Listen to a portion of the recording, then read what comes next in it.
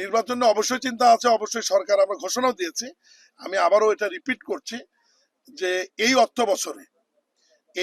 বছরে স্থানীয় সরকারের যে 5টি নির্বাচন, সিটি কর্পোরেশন, উপজেলা, জেলা পরিষদ, পৌরসভা, ইউনিয়ন পরিষদ, 5টি নির্বাচনে আমরা সম্পন্ন করব এবং এইগুলি নির্বাচন সম্পন্ন করবার জন্য আমাদের প্রায় 5.5 থেকে 6,000 কোটি টাকার প্রয়োজন হবে।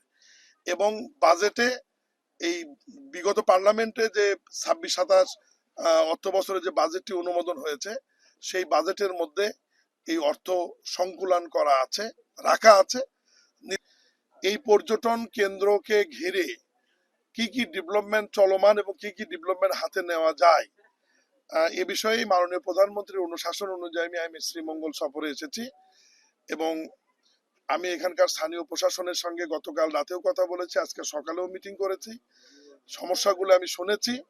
বৃহত্তর সিলেটের জন্য একটা অনেক বড় প্রকল্প হাতে নেওয়া আছে প্রায় 5,500 কোটি টাকার। সেই প্রকল্প থেকে প্রায় 1,000 কোটি টাকার বরাদ্দ আছে মৌলভীবাজার জেলার জন্য। সেই 1,000 কোটি টাকার মধ্যে সর্বোচ্চ গুরুত্ব দিয়ে মৌলভীবাজার শ্রীমঙ্গলকে যাতে রাস্তাঘাট, পর্যটন এরিয়াগুলোকে গুরুত্ব দিয়ে রাস্তাঘাট যাতে ওয়েডিং করে বড় করে মানুষের চলাচল উপযোগী করা যায়, এর বাইরে একটা চলমান রাস্তার কাজ আমি পরিদর্শন করে আসছি।